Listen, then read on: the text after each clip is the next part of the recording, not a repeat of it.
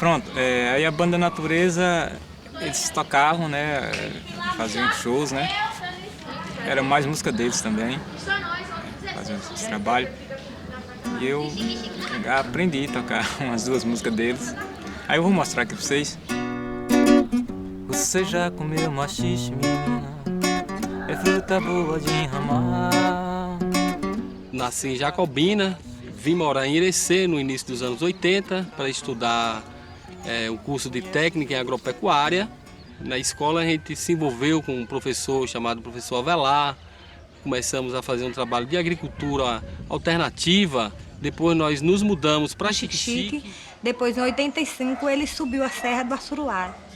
Quando eles chegaram, o nome deles era Grupo Gamileiro do Assuruá, né? Conheces o Lexedenguinho, menina? Conheces o Lexedengá? Ih, Maria, chegaram no sofrimento eles, coitado. Foi quem primeiro apoiou eles aqui, foi eu. Chegaram aqui, alugaram uma casinha que tem aqui vizinho. O Lexedenguinho, menina? A gente sempre teve uma vida assim sofrida, vida de trabalho pesado. Isso não quer dizer que hoje a gente não trabalhe, né? Mas melhorou muito.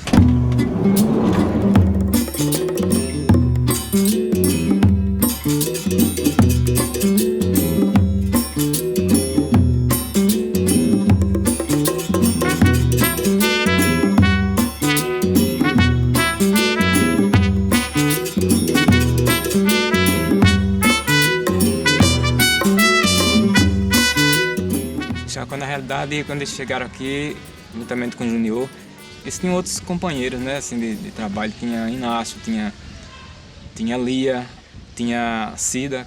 E o nosso objetivo naquela época era de criar uma comunidade alternativa e viver, né, de uma maneira mais natural, integrado à natureza possível, né? Essa foi a nossa ideia inicial.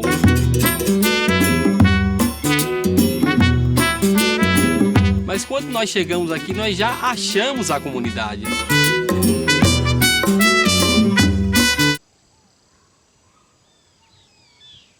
E daí a gente passou a conhecer eles, né? Eles começaram a fazer amizade com o pessoal da comunidade. Graças a Deus, gente que a gente nem sabe de onde era, procurava aqui a gente, e aí arrumaram esse brejo aí fui trabalhar mais vezes no brejo, eu e meus filhos.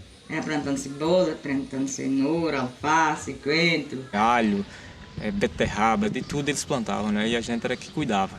Quiseram logo criar uma associação. E aí o pessoal se perguntava, para que essa associação? Porque ninguém tinha conhecimento. Aí, através da associação a gente pode conseguir uma casa de farinha, pode conseguir isso, pode conseguir aquilo, entendeu? Quando fundou a associação, a gente vinha para ir para o barracão, porque nós não tínhamos local de reunir. A humilhação era tão grande que a gente tinha que andar procurando a chave e às vezes eles desligavam a luz para a gente não reunir. E a gente foi caprichando e fizemos um salão também, um salão comunitário, que graças a Deus é um local agora para tudo, para reunião, para festa. O pessoal criaram cabras, tiveram criatório de galinha. Depois veio a plantação de mandioca, que nesta mesma época teve a construção da casa de farinha. Só tinha uma oficina só, uma casa de farinha, que era uma casa de farinha que fazia farinha através do rodo. E muita gente perdia as mandiocas na roça porque não tinha espaço. Sempre a gente ajudou, Deus deu força a todo mundo, e mutirão a gente pelejamos até terminamos. Graças a Deus nós temos a casa de farinha. Inclusive, já ela vai começar a funcionar. Você pode ver que o pessoal já botou aqui a lenha. Vai começar a limpar aqui. Vamos fazer um mutirão. Eu acredito que daqui 10, 15 dias no máximo, o pessoal já deve estar começando a fazer a desmancha da mandioca aqui, produzindo farinha e tapioca, né? E todo o trabalho, ele é coletivo. A partir daí, a gente viu que era um trabalho que eles queriam fazer realmente, né? E mobilizar as comunidades para fazer trabalho conjunto mesmo, né? Assim, de organização. O movimento do Grau, o nosso nascedouro aqui, elas no caso, né, tiveram um papel preponderante para a nossa existência. Porque a gente não tinha casa, não tinha escritório, não tinha estrutura e elas naquela época conseguiram arrumar um recurso para a gente minimamente começar a se estruturar. Nessa sala aqui funcionava a secretaria aqui é o almoxarifado. E a gente começou a fazer um trabalho de difusão e de formação dos técnicos da antiga Materba aqui no Açuruá. Então, o primeiro ônibus que entrou nessa comunidade, né, foi o ônibus que veio de Irecê, cheio de técnicos para aprender conosco aqui como produzir de forma orgânica.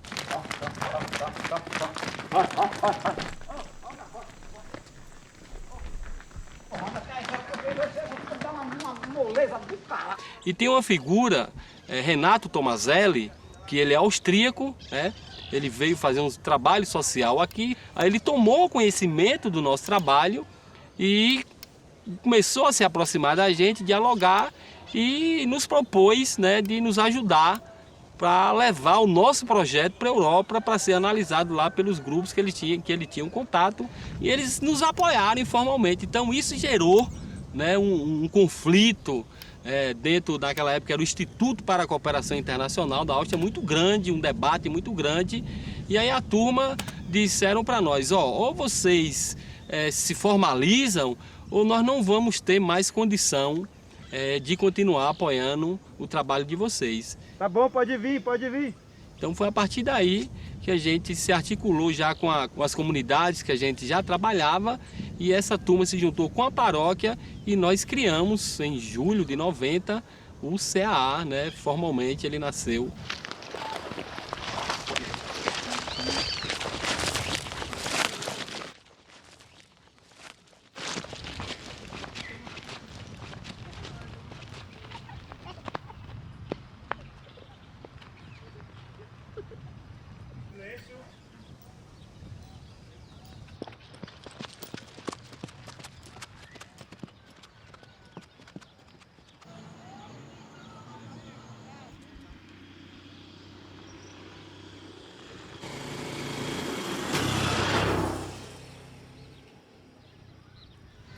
Aqui a gente só fazia até a 4ª série.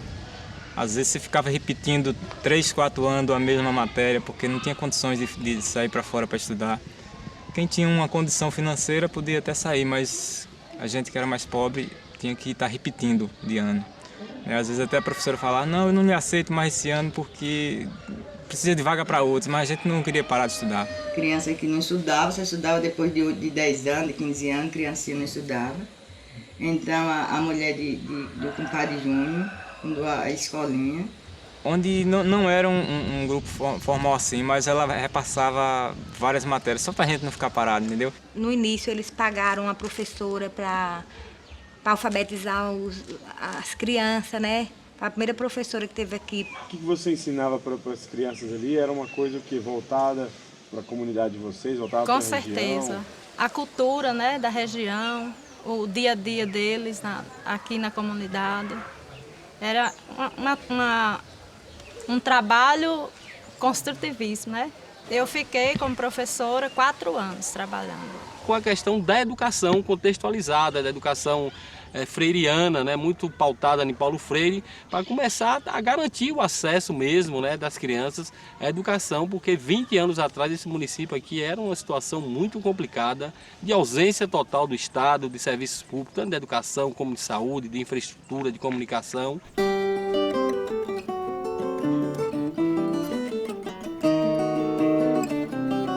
Por conta do meu pai já participava e eu comecei a participar desde novinha com ele. E ele toca sanfona, as atividades do CA geralmente tinham um momento cultural. E nos eventos que acontecia, sempre durante a noite a gente sempre tinha a preocupação de resgatar da própria comunidade a cultura da comunidade. E a gente conseguia fazer um laboratório para que a gente pudesse fazer letras de música, né, poesias, em cima da história daquele povo e, acima de tudo, participar, reforçar. Tinha corrida de jegue, corrida no saco, ovo na colher. E o Circo Pé de Serra também foi nessa mesma época, né? Saiu o movimento na comunidade, o bonecão e perna de pau, palhaço perna de pau, né? Então o Circo Pé de Serra foi um instrumento que nós utilizamos para discutir com as comunidades a problemática da educação. Na Serra da Canastra, mina sua nascente, no Chapadão da Zagaia. E tinha também as festinhas Tinha a banda aqui deles. A Banda Natureza era uma banda muito boa.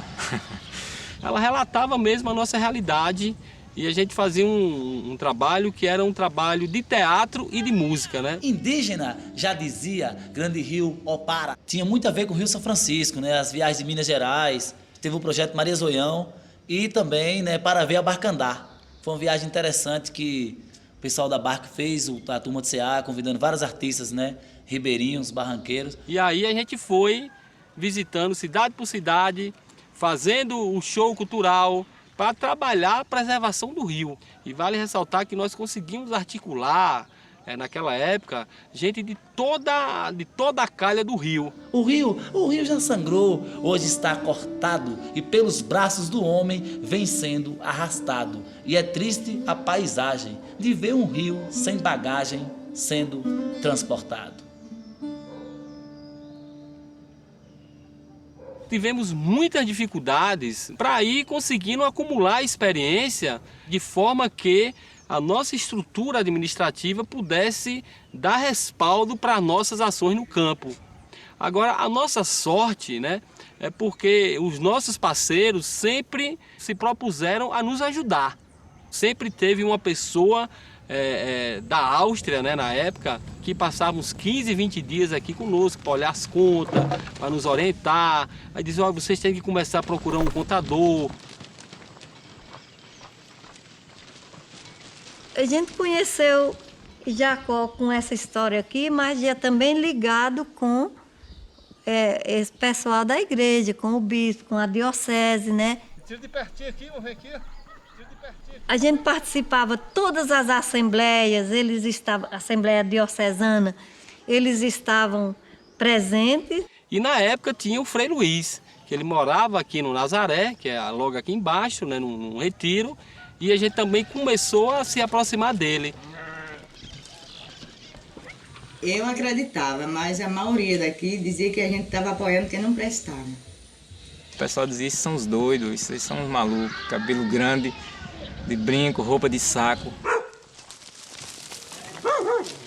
Falava que a gente estava apoiando eles que não prestava e tal, mas a gente não desistia. Nós sozinhos naquela época era um grupo de vagabundos, que não queria nada com a vida. Mas com o apoio dessa turma, o nosso trabalho ganhou mais respeito, nós ganhamos mais legitimidade. Aí o Dom Luiz, ele tensionou, né? Dizer, olha, o CAA faz um trabalho muito bom, mas está localizado apenas em Gentil do Ouro. A gente vivia, mas assim, não tinha muito certeza do que fazer e como fazer para sair assim, de um certo tipo vamos dizer assim, de dificuldade, né? O senhor já pensou em sair daqui da região ou não? Tem hora que eu penso sobre a água. Porque você sabe que a água é vida, né? Então, mais que me traz mais preocupado aqui só a água. É o meu serviço ali em Brejinho, nós mudamos para lá, mudamos assim, enquanto estou trabalhando lá. Se nem fosse isso aqui mesmo, para nós estava difícil passar até cedo, como uns dias nós estávamos aqui, passei cedo e tinha dia que nem dava nem de cozinhar. Para poder comer, sobre a água é dificuldade mesmo, aqui para nós não é dificuldade mesmo. Os indicadores sociais da nossa diocese são os piores da Bahia e a gente precisa fazer com que o trabalho do CA avance para outros municípios. E Jacó chega aqui em Brotas, aí nessa época explicou essa questão das caixas de cisterna de captação de água do telhado da chuva. Nunca tinha pensado, não. Porque a gente não sabia, não conhecia. Aí agora, depois que a gente viu, aí a gente pensou. Primeiro veio 4 para aqui. Veio uma de Edgar, de Edim, essa minha e a de Lindaura ali. E as que tem feito já tem 30. Nessa etapa agora veio 19. Com um telhado médio, consegue captar água de uma família também, uma família de porte médio, passar o ano com água de qualidade na sua casa, né? Isso foi uma inovação. As pessoas não conheciam essa técnica, né?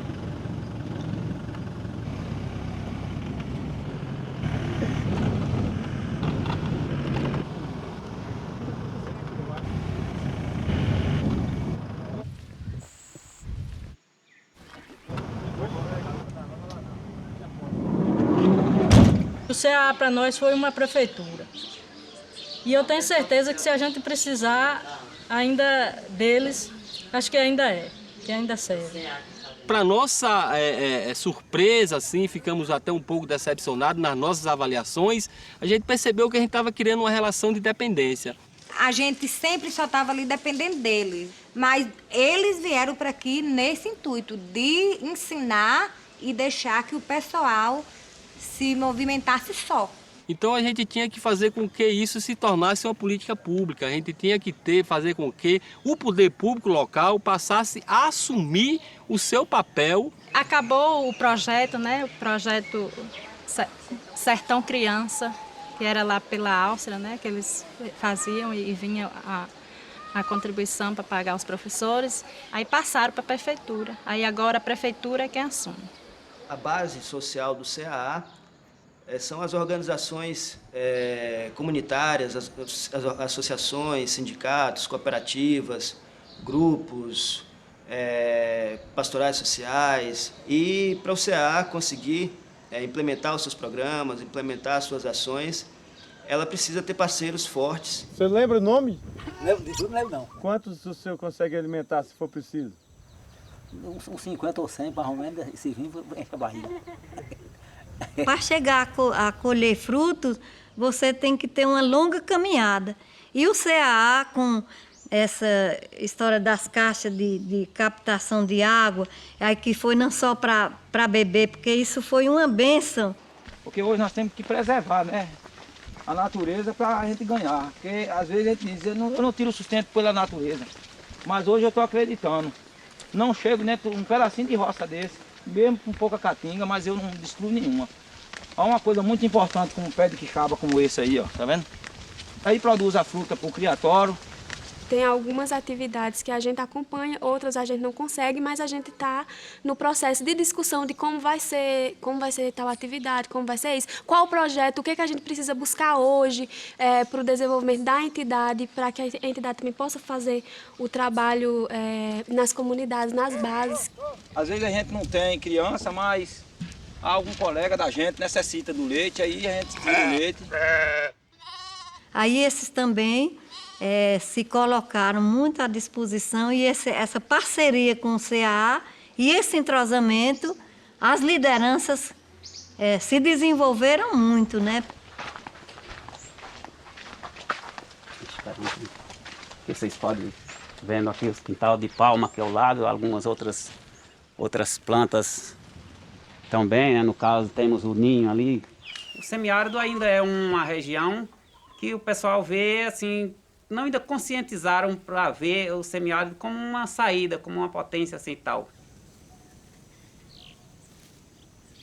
Ainda tem um pouco de restrição sobre isso. O clima do semiárido, ele tem as suas particularidades, como o clima da Mata Atlântica tem, o seu regime. Eu sei que tudo é difícil. Se a gente lá, a gente tem que trabalhar. Aqui a gente tem que trabalhar. Muitas vezes, quando você vai para dentro de uma capital, que você arruma trabalho, e aí você emprega numa empresa boa, que tem a moradia de você morar, tudo, é muito importante. Mas para viver naquelas periferias lá, eu acho que não é futuro, não. Eu prefiro aqui. Porque aqui está no meu lugarzinho, sossegado. Às vezes tem hora que a gente passa um pouco de dificuldade, mas... Não tinha intenção de sair daqui. O plano da gente era conseguir métodos semelhantes a esses que vieram, né? Conviver com o semiárido. Então a nossa pauta política é essa. Nós temos que desenvolver mecanismo. A gente está no lugar, um lugar sossegado, está no meio dos vizinhos. Qualquer coisa que a gente precisar, está para ajudar a gente. E lá não, lá se a gente tiver o dinheiro, compra. Se não tiver, passa fome. E aqui não. Qual foi o veio que a gente achou que pudesse aglutinar a nossa luta em todo o semiárido? A água. Né? A água... Acho que nem precisa falar, né? É a cisterna de consumo que vem mudando aí a realidade dos municípios, onde a gente vê que o índice de contaminação da água é bem diferente, principalmente crianças com dor de barriga, e hoje já não existe mais isso nas comunidades que tem cisterna.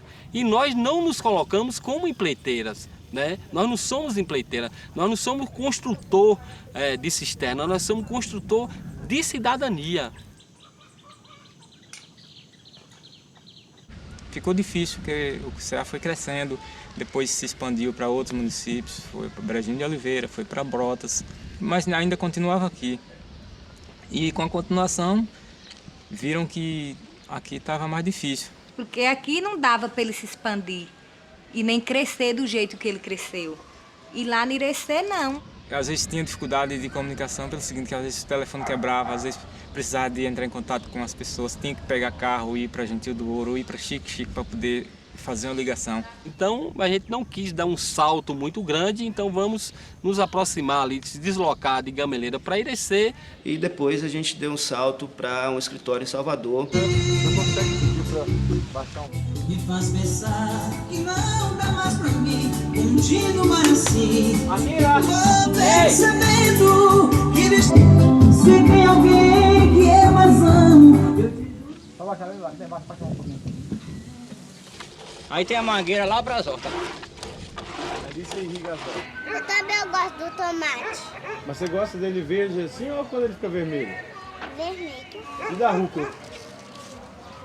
Hoje no CEA a gente conseguiu melhorar, aperfeiçoar a nossa gestão, que nada acontece por demanda, como foi na nossa primeira fase, né? É uma coisa mais pensada. Tentar tem que soltar um pouquinho mais. Não, eu tava Tava só sentindo o tom, né?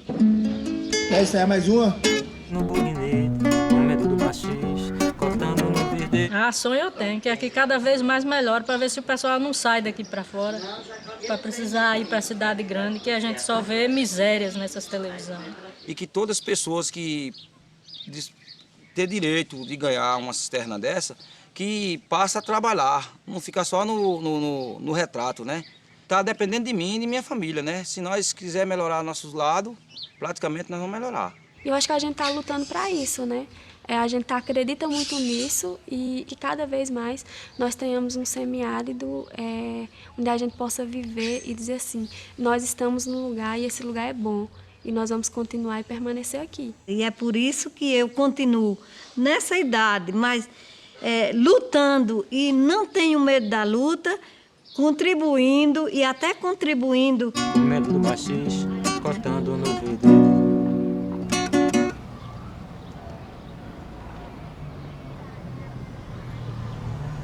Deu tempo da música certo? Mas depois essa banda acabou, né?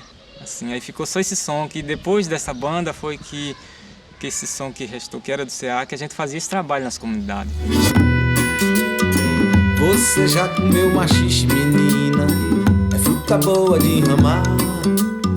Mas você já comeu laxixe, menina?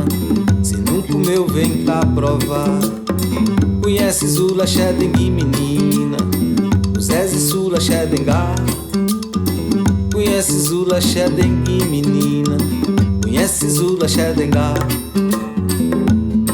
Ele se esconde no machicheiro e no mês de janeiro vai se enramar e vai rodar o país inteiro cantando rock forró sem parar. Capuzinino relando no bulinete, comendo no machixe, cortando no verdete. Capuzinino relando no bulinete, comendo no machixe, cortando no verdete. Capuzinino relando no bulinete, comendo no machixe, cortando no verdete. Capuzinino relando no bulinete, comendo no machixe, cortando no verdete.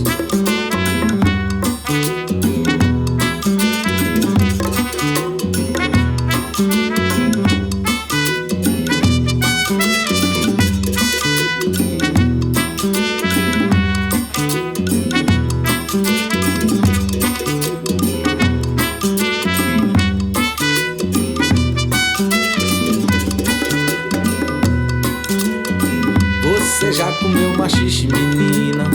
É fruta boa de ramar. Mas você já comeu laxixe, menina? Se não comeu, vem cá provar. Conheces o laxedengue, menina? O Zeze Sula Xedengá. Conheces o laxedengue, menina? Conheces o laxedengá? Ele se esconde no machicheiro e no mês de janeiro vai se enramar e vai rodar o país inteiro cantando rock forró sem parar. Capuzinino machixe, cortando no verdete. Capuzinho relando no bulinete, comendo no machixe, cortando no verdete. Capuzinho relando no bulinete, comendo no machixe, cortando no verdete. Capuzinho relando no bulinete, comendo no machixe, cortando no verdete.